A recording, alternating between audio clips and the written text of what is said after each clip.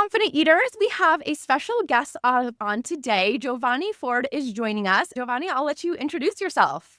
Y'all, it's your healthy habits and anti-inflammatory lifestyle coach, Jovonnie, host of the Empire Plate Empire Lives podcast. And I help women with endometriosis, adenomyosis, polycystic ovarian syndrome, and fibroids reduce chronic pain, eliminate distress, and minimize irregular or heavy periods. So I am to the third degree. Healing empowerment formula. Thanks for vibing with me today. Thanks so much for coming on. So can you share about your story and how you got into this work and what really helped you heal all of these different issues and really specialize in it? Okay, so Amber, I actually started as a people pleaser back in my younger days, like childhood people pleaser. I didn't grow up understanding or valuing boundaries. Boundary setting wasn't a thing. It was like if we told you to do something or someone asked you to do something, you just did those things. It really wasn't like a no or I don't feel like it. It was much conversation about it. And so growing up, that turned into a lot of toxic things and situations, i.e., not having boundaries, meaning I'm prioritizing other people. I don't have boundaries around my work. I'm in high stressful state. And so one day I'm in a toxic, not so good relationship, not so great work environment. It was April 2019 and I got sick. And I'm not usually someone who gets sick. And I couldn't really wrap my mind around what was actually happening. And so my nurse practitioner and I said, okay, maybe it's just stress. I thought it was food poisoning, but we were like, let's just say it's just stress. The nausea, the vomiting, just couldn't get right. Something just felt off, tired. Fast forward to August 2019, August 7th, I'm driving to work. I'm a teacher. And so this is before students got back into school. So I'm going to professional development.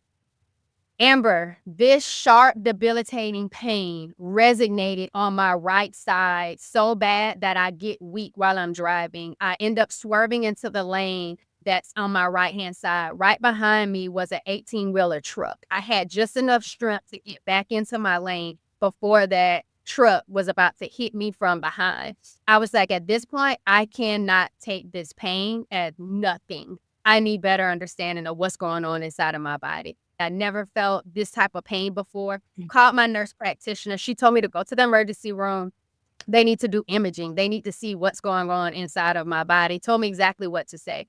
This is important, Amber, because so many people that look like me go to the emergency room in pain and people think they're just here for some type of drug or narcotic and that the pain is not real and they don't know what to tell them or do anything about it. And so because I was able to articulate what my nurse practitioner told me, I got my imaging done, CT scan. They saw a large cyst on my right ovary that possibly had ruptured. And it was so big that they were considering hospitalizing me. And I was just like, first of all, cyst scared me. The word hearing cyst is just like, ooh, we don't know what this is about to be. What's going on? I said, I'll just go see my OBGYN. I go to see her. She thinks it's endometriosis. Never heard of this before. Because of the unexplained facial hair, polycystic ovarian syndrome, irregular period, something I always experience. I don't know if you've ever experienced that, Amber, where you don't get your period every month.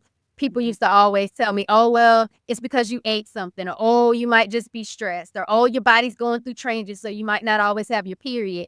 But not having a period is not normal. And it was something I normalized. Painful period, painful bowel movement, stuff I normalized when my period was on.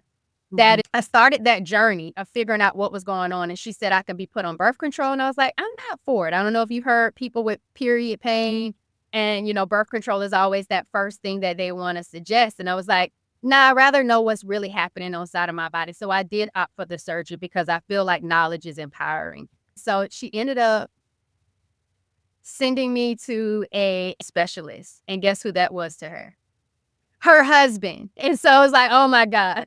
So I had the surgery March 2020, right before the pandemic, and it was stage 4 endometriosis, adhesion, scar tissue, had organs, fallopian tube was stuck together. They removed that large cyst on my right ovary, chocolate cysts everywhere, some on my appendix, rectum. It was just all over the place. And it took me back. I felt slightly depressed. I felt like I thought I used to have a pretty healthy lifestyle. I had a healthy relationship with myself. And it told me so much more about me and what I wasn't doing that was being stored in my body and things was just happening. And I was just go, go, go, go, go. it just shook me. And one of my sorority sisters and OBGYNs, not mine, said that sometimes diet could help. Sometimes nutrition could be the thing that supports because there's no quote unquote cure. But I'm excited about having this conversation with you because when we talk about habits and lifestyles, those things really do help us live a better life. I started changing what I was eating. I started learning more about all those conditions: adenomyosis, endometriosis, polycystic ovarian syndrome. They found 2 small fibroids at the time of my surgery. I was like, what do these things have in common? How can I start addressing them with my lifestyle? And if I am doing this for me, I want to be able to help other people too, because sometimes our power is within ourselves and not from an answer for someone else. Absolutely. So, what I love about your story is that you chose to listen to your body and your signals and what was going on. You're a big advocate of this quote, essentially, of like, pain is not normal. They don't normalize it in the way that our society has, that if you're feeling like something is wrong in your body, to listen to it. And a big thing I work with people on who are struggling with overeating and binge eating is tuning back into their body and learning how to listen to their hunger and fullness. But listening to your body is so much more than just, am I hungry, am I full? It's also knowing that when I have this symptom, that my body is communicating something to me. It's letting me know something. And what a beautiful thing that is to have, that we have these internal communications. I was reading a study about infants who are born without the ability to feel pain to some degree. And it's a really deadly condition, actually, because they're not able to communicate or cry when they feel pain in their body. And then we can't know what's going wrong. And so I think a lot of times when people notice, oh, I'm starting to get this health problem, or I'm not feeling my best, or I'm in a lot of chronic pain, it's really disappointing and even depressing. But if we can reframe it to something that is, my body's working properly because it's letting me know now that something is wrong, and I can go figure out what changes I need to make in my life to get better. Agree. And I love that you talked about the pain part, Amber, because that feeling of pain, when I started doing the research, there are people that are in pain every single day with endometriosis. And I was at stage 4, so I had the top one, but I didn't experience pain every single day, Amber. My pain came from when my cycle would be on, and it's the bowel movements. Like, that pain was excruciating for me. The low back pain started to become a big issue for me. But when I did more research, so many of my endometriosis conquerors, my adenomyosis thrivers were in pain every single day, and they couldn't get that out. So being able to know that some people experience different levels of pain, like you said, that's your body's way of talking to you, letting you know something is going on. How long are you going to sit around and allow your body to keep talking to you and then you ignore it or don't do anything about it? Your body has your back. No matter what is going on with it and you don't understand it, and you might not quite be at that place to have proper alignment with it yet, and you're not fully aware of who you are, your body still loves you and your body still wants you to be able to thrive. And it's really staying empowered and motivated enough and getting around the right people like us to know that there's still hope to feeling better and addressing the pain that we're in. So what are some of the actionable things you did, both like to-do wise, but also mindset wise, that helps you get to the place where you could heal from this and make these changes to feel better in your life? So knowing that endometriosis, adenomyosis, even fibroids, sometimes PCOS, polycystic ovarian syndrome, was rooted in deep inflammation, just high inflammatory conditions, some hormonal imbalances, but most of them all had inflammation as a part of it. Not only did I know eating, nutrition could help address the inflammatory spot, but it was also the stress. Like, Amber, the time when my body just couldn't handle it anymore, it was at a high stress point. Sometimes people look at inflammation and they're like, what is inflammation? It's being in a fight or flight mode all day, every day, when you don't give your body the time to rest, be still, your central nervous system the time to breathe. For me, not only was it eating, but it was deep breathing. Like the in for 5, hold for 3, exhale for 7. When I started doing that, I started realizing in my body scans, like where I was holding tension in my neck, my shoulders, my mouth, but most importantly, that left side where my adenomyosis is, those muscles that are always tight, that you don't even know they're tight until you do the body scans with the deep breathing. So deep breathing was a big thing for me. Movement. I started feeling so much better getting out there and walking with my mom. But then I ended up getting an emotional support animal, my golden doodle Spencer. Like, he needed a home. I needed someone to love. We needed to take care of each other. And so getting out there, moving and grooving, doing 4 miles together, 2 ways, 2 miles away, 2 miles back. And that really started to help me with my energy levels, my mood, reducing my pain, helping regulate my period. And it was so the movement, the deep breathing, and then understanding, Amber, how stress plays a huge role. And I don't mean stress as in a good stress, because you have eustress and you have distress. It's that negative stress that you continue to just keep hustling through life, thinking, okay, even though I'm in pain, I still have things I need to get done.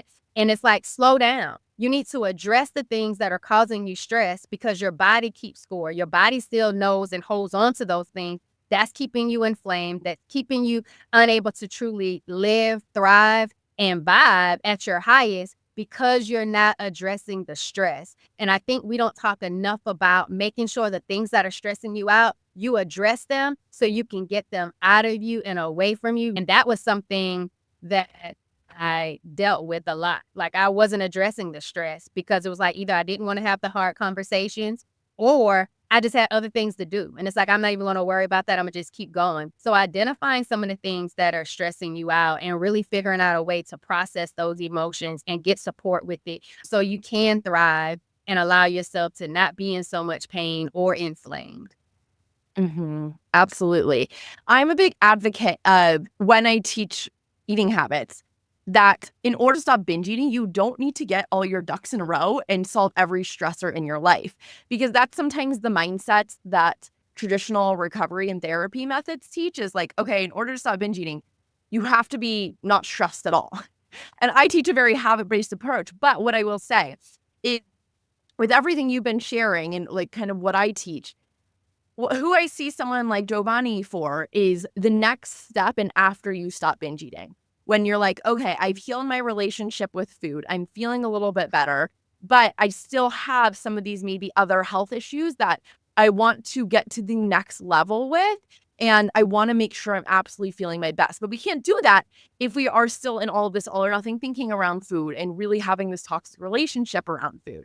But once we do figure that out a bit more, then it's like, okay, we can look at something like stress in our life and how it's impacting our bodily systems to a degree where it is diminishing our health. And like you said, there's forms of stress that can be motivating and forms of stress that can be debilitating. Can you go over like when would stress be good, and then when would it start to be harmful, and how do you know, and what do you do about it?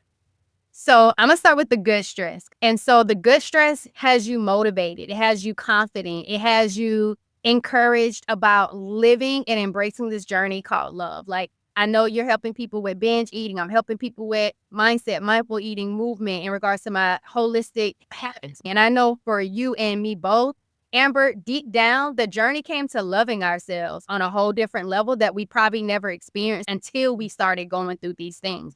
And that's something else that we kind of don't talk enough about, is grieving our past life and really truly embracing this new lifestyle with love, with patience, with grace. And so when you start thinking about good stress, is what makes you a confident eater, what makes you somebody who wants to vibe with other people and go from surviving to thriving. It was that distress is, I don't wake up with energy. I'm not excited about making decisions that align me with my best self. But if I continue to allow stress to be a part of my life, externally and internally, things that are happening to me, and then the way I'm seeing myself, I believe about myself, my feelings about myself, those things start to slow down your digestion. Those things start to increase your inflammation. Those things start to make your hormones go all over the place. And not just hormones that females experience, but even for males as well. Like, your hormones all over the place. Now we have the bloating that we don't like. Now we have the fatigue where we're not energetic about life and the things that we need to get done or the things we want to accomplish. Now we're having the joint pain. We're having the pelvic pain. We're having the craving that you allow us to navigate through and help us with. Now we're going through insomnia where we can't really sleep because our hormones are flipped and we're not being able to really show up for our body when it needs to. We're having those binge urges that you're talking about. And so when we're distressed, that inflammation shows up in the things that we don't want to see in our body or for our life. And so that's when we say, okay, what can I do differently? I now have more of a better relationship with food. Food is fueling me. Food is making me feel good. But now with those feel good emotions, I want to be around good people. I want to be in a good environment. I want to have that lifestyle that makes me feel like the decisions I'm making, my future self is going to thank me for. I'm really excited about this life that I'm living now because I feel so much more vibrant and purposeful because I'm loving me now and I'm making decisions based on that love that I have for self. Uh-huh. I know a lot of clients that I worked with who are dealing with some other health issues, or I've had a few in chronic pain. They kind of have a hard time with this idea of loving your body through it because you feel like your body's betraying you and is like hurting you. What would you say to those people? And like, what is the impact of if we choose to have positive thoughts about ourselves? Like, how does that actually help us? I would say, first of all, I'm so grateful that you're aware of the thoughts and the feelings and beliefs that you have about yourself right now. That's something you should be happy about because so many times people are so caught up with life and the world that they're not connected to themselves. And so just the fact that you're connected enough to be aware, I'm proud of you for that. Your body appreciates that. Find a way to remember who you are and why you want the things you want out of this thing called life because it can get overwhelming to the point where some people don't even want to continue to live if this is what life looks like for them. And they have to get this new sense of self, this new vision for self. And that takes time too. And so I really want people that's in that state to first understand that grieving a lifestyle is real because you're now embracing a new sense of self, a new sense of life, a new sense of love for you. And so as you're starting on this journey, you got this better relationship with food, which is awesome because now you're fueling and giving yourself what your body needs. Let's start figuring out what are the thoughts that I'm having that's allowing me to elevate my life? What are the ones that are limiting my life? The things that I need. What are the beliefs that I have about my life? What are the beliefs that I have around my lifestyle? Are they helping me? Are they hurting me? What are some things that I can do differently? Thoughts, feelings, beliefs, and then really getting into the places. How am I moving through this thing called life? Physically, emotionally, mentally. And those things take time to be on that journey, to be real with yourself. It's really figuring out the changes that we end up enjoying and liking. And then when we don't like them, saying, okay, well, I'm glad I tried it. But now what else can I do instead of that? That didn't work for me. And Amber, I don't know if a lot of clients have these experiences with you, but seeing what works for everybody else is great. That should motivate you. That should inspire you. That should empower you to know that something can work for you. But you have to be intentional on going through that journey to figuring out what that looks like for you. And so because now you have that newfound relationship with food, give yourself the love, the grace, and the space to now embrace what it looks like to create your own healing journey. Go on your healing journey because you deserve it. Your life deserves it. And you have to start figuring those things out for you. So to my endometriosis conquerors, my adenomyosis thrivers, my PCOS posse, and my fibroid fighters, your lifestyle is key to how you want to live your life. Start there, but know that those conditions do not define you. They're only a part of you if you make it a part of you. Make that a part of your journey to fuel yourself on knowing how to really show up with your body, knowing that these things that are happening to you, your inflammation and your hormonal imbalances, let that fuel your insight on how you're going to embrace those lifestyle changes, but not keep you stuck in it. So, some of the things you mentioned around reducing inflammation, I'd love to dive into a bit more. Can you go through what really helped you to reduce inflammation and what might listeners be able to start doing for themselves today?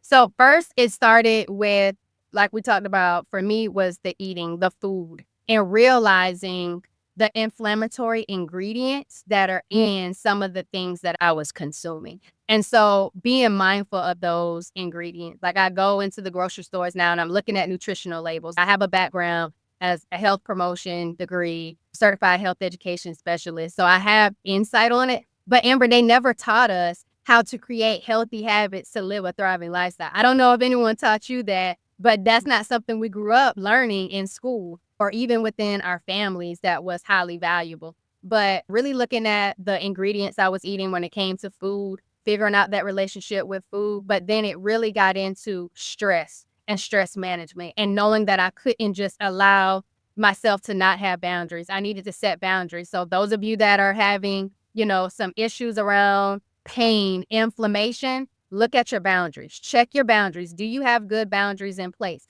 And not boundaries to keep people away, but to protect you, protect your peace, protect your stress levels. Not being a people pleaser. Be confident in who you are and your decisions. Love yourself. And if something doesn't align with you, it's okay to say no. Because when you say no to others, you're saying yes to yourself and what you believe and what you want for you. And I would also go with moving.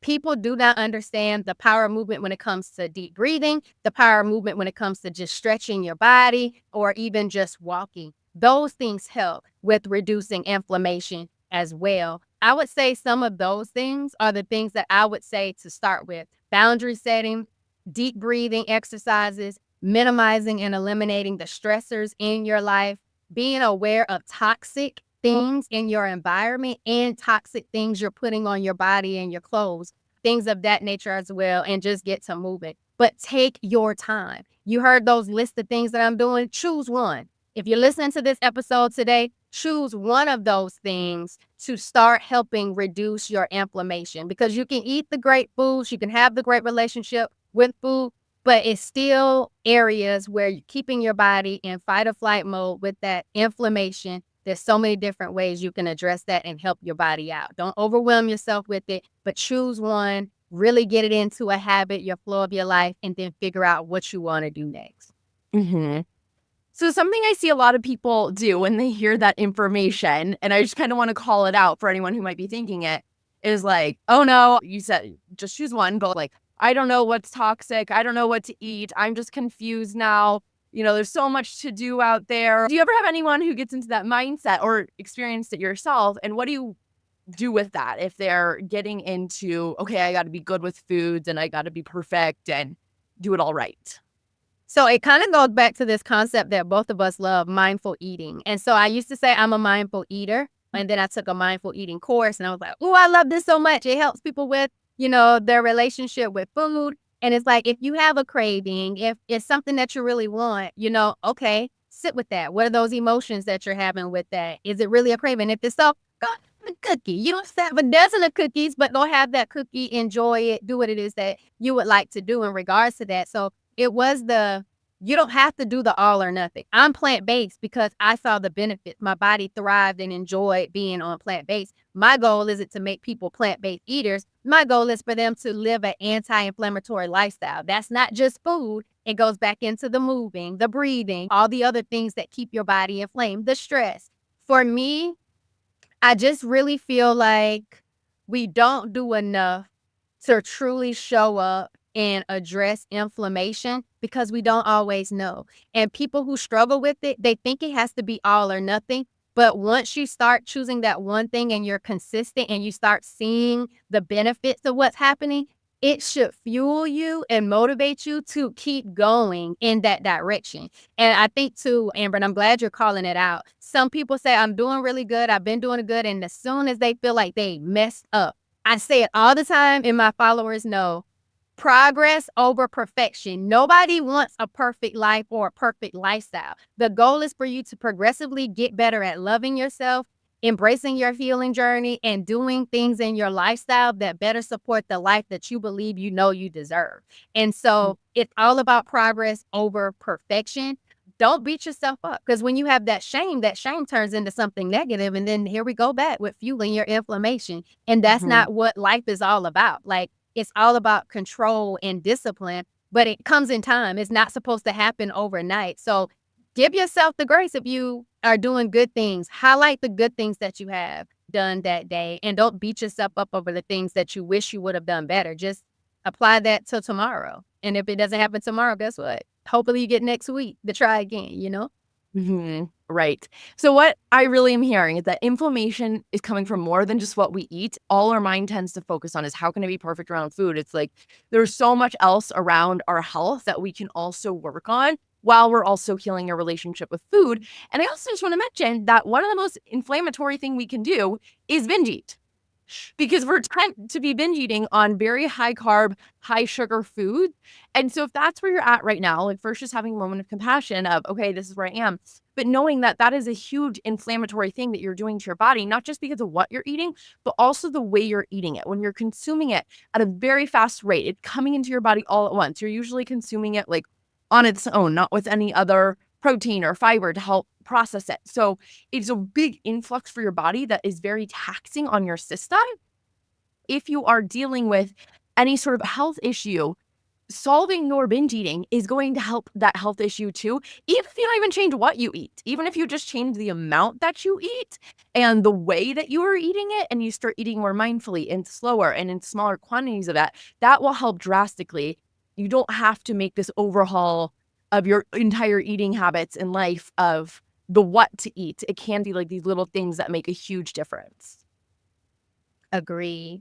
Agree. And I love that you even spoke on that, Amber, because even in that, there was progress being made. It wasn't, oh, I'm binge eating. It was even how much am I eating when I'm binging? And that's still a level of progress of you getting better. And so don't forget to acknowledge the wins. No matter how big or small, a win is a win when you're showing up for yourself to love yourself and do things differently. And so I'm just grateful that you even mentioned that, because that's a win within itself, is choosing how much of something that you're eating versus just trying to change the binge all at once. I'm grateful that your listeners, your audience, your clients, and the people that you've been able to impact are able to get that experience for someone who cares about meeting them where they are. And that's what it's all about. Thank you. So, You're Jovonnie, let welcome. the people know where they can find you and if you have any last minute thoughts for today.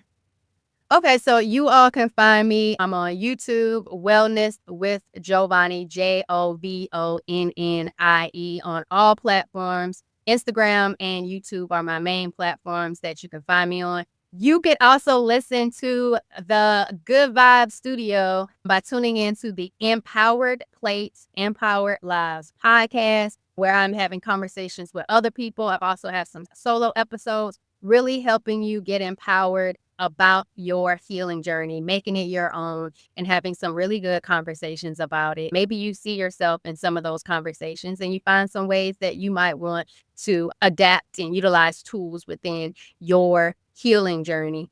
That is it. Forwardvibrations.me is the website, Forward Vibrations. Or you can just type in Forward Vibrations with the S on Google. You can find me there. Y'all, it's your healthy habits and anti-inflammatory lifestyle. You have the opportunity to turn your pain into power, to go from surviving to thriving, to live the life that you truly deserve. And it's really looking at some of those cycles that might be in your blind side of habits that you're continuing to live in. Get you a guide like me, let's vibe, and let's go on this journey to really figuring out where are some areas of inflammation that you didn't even know existed in your habits, and see what we can do to change and shift those and go on this journey to loving you better.